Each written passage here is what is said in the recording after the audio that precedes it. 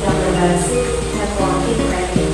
Ada hubungannya dengan yang kemarin kita bahas, yaitu tentang studi kelayakan ASN di birokrasi pemerintahan atau di dalam ASN di pemerintahan Indonesia. Rekrutmennya atau analisis pengembangan sumber daya manusia di pemerintahan. Ada kajian tadi sudah kemarin kita sudah bahas bahwasanya di dalam training analisis pengembangan sumber daya manusia ASN itu salah satunya harus ada training. Yang pertama ada sebelum rekrutmen ada yang namanya perencanaan. Sebelum ada perencanaan kita hitung membutuhkan ASN berapa, sumber daya manusia berapa sesuai dengan tupoksinya masing-masing, supaya di dalam pelaksanaan birokrasi di sudah pengembangan sumber daya manusia di ASN ini tidak overload sumber daya manusianya. Hanya ada undang-undang terbaru, peraturan terbaru tahun 2004 tentang networking yang berbasis networking pengembangan sumber daya manusia di pemerintahan yang terbaru di tahun 2024. Kemarin juga sebelum masih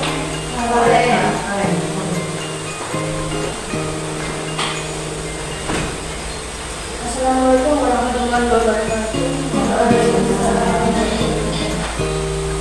Saya akan menjelaskan tentang pembangunan sumber daya manusia kompeten melalui rekrutmen dan kualifikasi ASN 2024 berbasis network training.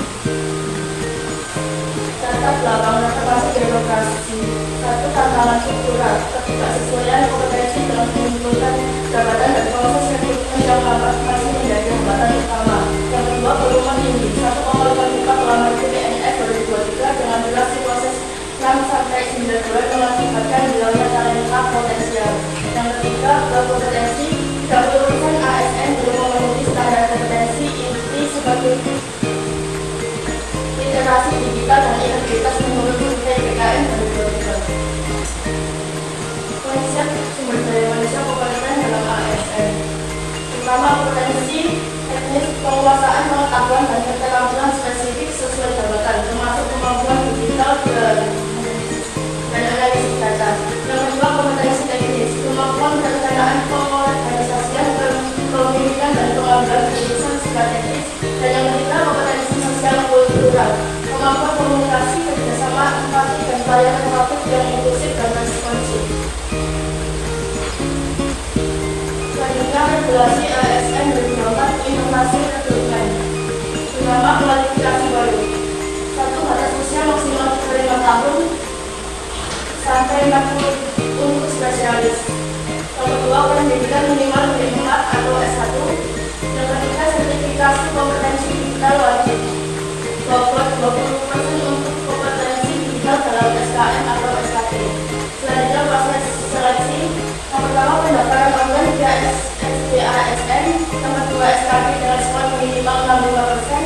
Yang ketiga, SKM atau SKT berbasis kompetensi KSA.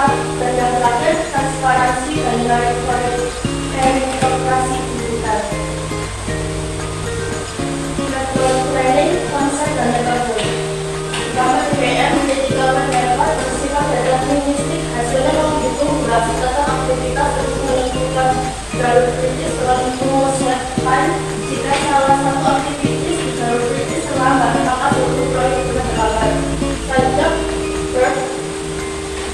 program evaluation review teknik bersifat probabilistik, tujuannya menggunakan tiga estimasi waktu untuk mengakomodasi ketidakpastian dalam proses. Integrasi network planning dengan rekrutmen ASN. Total durasi lintasan kritis selama 66 hari dengan optimalisasi melalui identifikasi selection dan parallel processing. Ini adalah urutan bagi rekrutmen ASN. Yang pertama, pendaftaran online selama 14 hari, aktivitas awal melalui SSD ASN. Yang kedua, verifikasi kualifikasi selama 2 hari bergantung pada pendaftaran. Yang ketiga, SKT selama 2 hari seleksi kompetensi dasar. Yang keempat, SKM atau SKT selama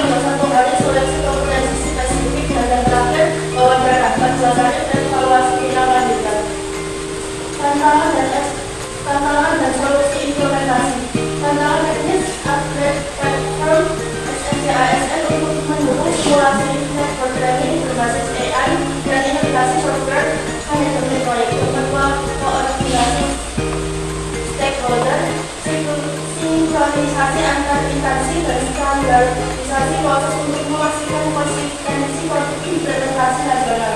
Yang kedua, resistensi budaya, adaptasi birokrasi hierarkis terhadap pendekatan inovatif, memerlukan pelatihan intensif dan change management.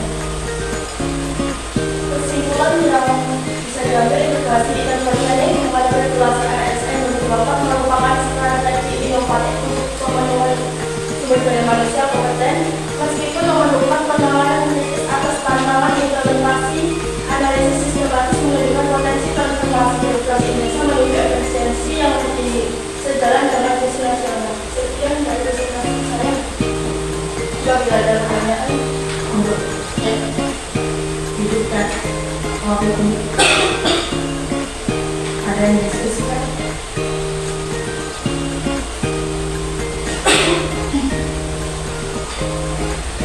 Buka ini, buka dalam.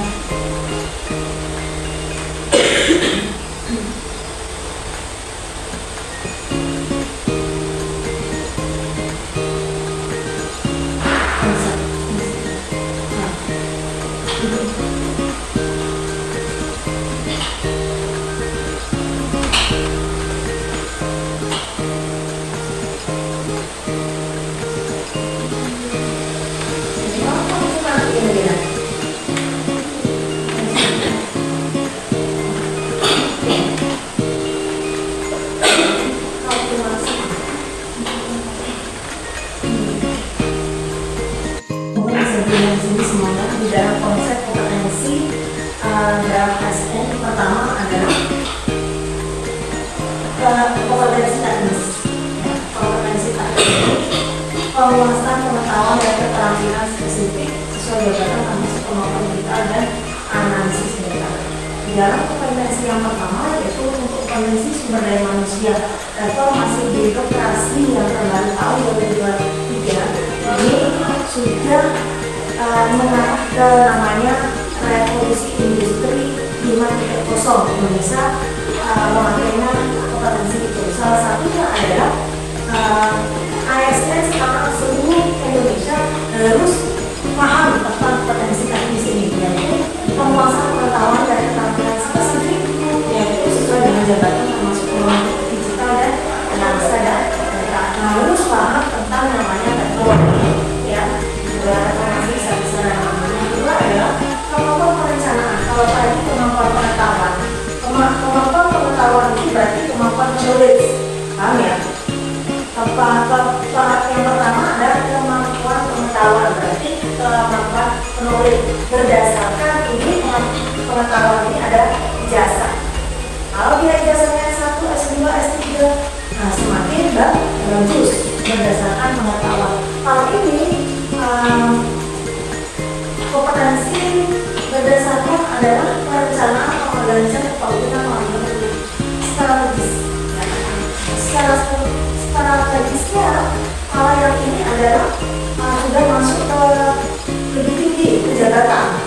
Semakin jabatannya bagus, semakin tinggi jabatannya, tentunya perencanaannya juga lebih mendalam. Selanjutnya ada kemampuan sosial kultural. Nah, ini kemampuan komunikasi, kerjasama, ada empati, tadi bisa itu adalah berkaitan dengan leadership. Nah, ini dikatakan ada regulasi yang terbaru di tahun 2024 tentang inovasi perekrutan. ASN itu aparatur sipil negara. Ada yang terbaru yaitu tahun 2024. Yang pertama adalah kualifikasi baru. Kualifikasi baru itu batas umurnya adalah 35 sampai 45 Agustus. 40 itu sudah spesialis. Kalau dulu yang sebelum tahun 2024 sebelum tahun 2024 itu maksimal 40 tahun maksimal yang umum. Sekarang yang umum dibatasi maksimal 35 tahun, khusus yang spesialis adalah 40 tahun. Ini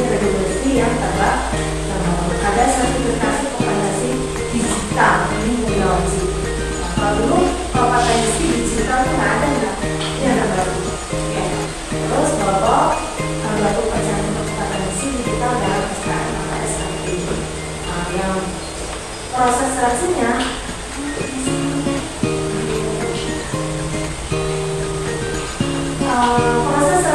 yaitu pendaftaran online. Semuanya serba online sekarang ya, semuanya serba online. Tentunya yang ini karena apa, transformasi birokrasi pemerintah Indonesia sekarang lebih bagus karena untuk mengedepankan itu dari ASN. Kalau ASN-nya bagus berdampak kepada yang namanya good government, pemerintahan lebih bagus, yaitu pelayanan dan tentunya juga lebih mengharapkan baik.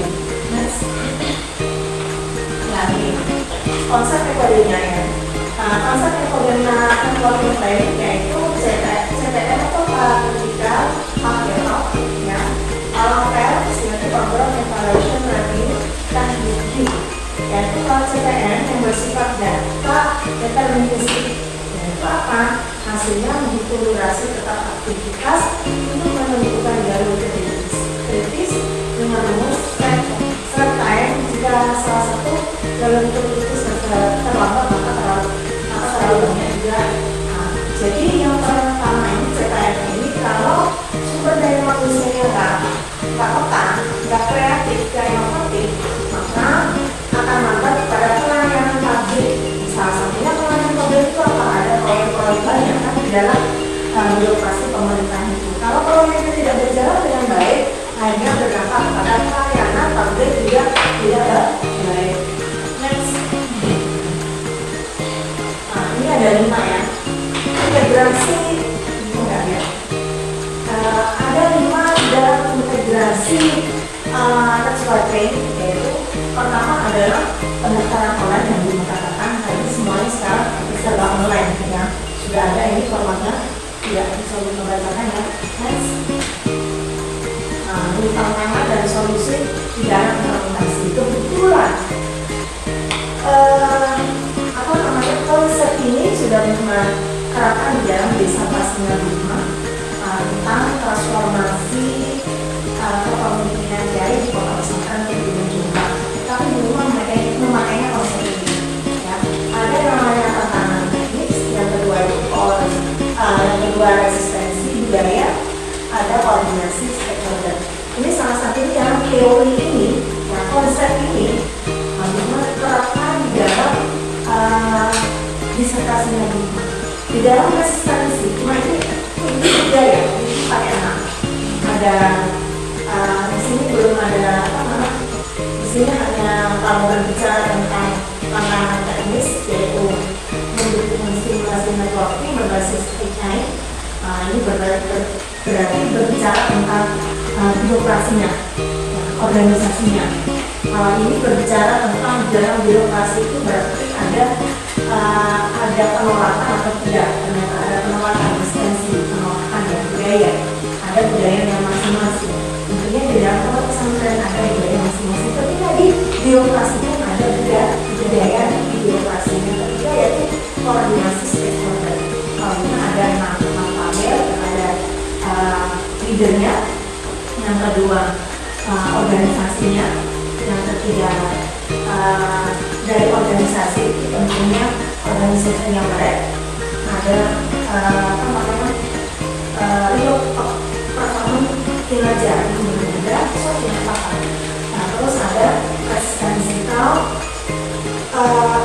Pemimpinnya bagus, organisasinya bagus, berdampak pada kinerjanya bagus, tetapi pastinya ada budaya resistensi yang tidak mendukung dengan perubahan yang ada di organisasi tersebut.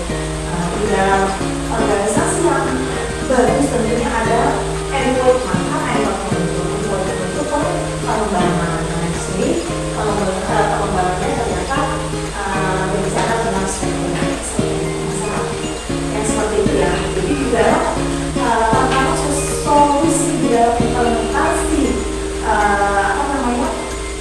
konsep networking tahun 2024 itu ada tantangan teknis, ada unsur resistensi budaya yang tidak mendukung adanya adanya organisasi yang lebih bagus, yang lebih inovasi tadi, tapi juga ada stakeholder ya, organisasi yang stakeholder yang juga stakeholder itu siapa? Stakeholder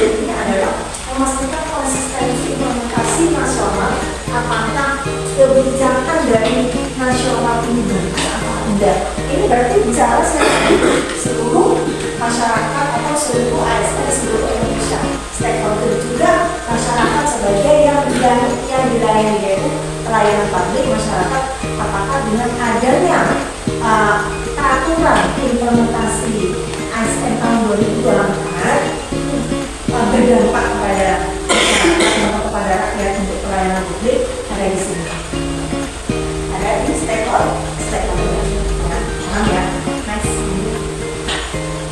Nah, kesimpulannya bahwasanya di dalam implementasi integrasi berarti hubungan ya antara sektor planning dan regulasi ASN yang terbaru tahun 2024 merupakan strategi yang efektif untuk pemenuhan sumber daya manusia yang berkoordinasi, yang berkompeten, meskipun memerlukan penanganan kritis atas tantangan implementasi. Karena sistematis menunjukkan potensi transformasi birokrasi Indonesia menuju efisien dan lebih bagus. Jadi di dalam satu birokrasi organisasi apapun ya Mbak, pasti ada tantangan, pasti ada resistansi, itu pasti ada. Makanya kita jangan tidak menerima dengan namanya ide atau masukan dari siapapun.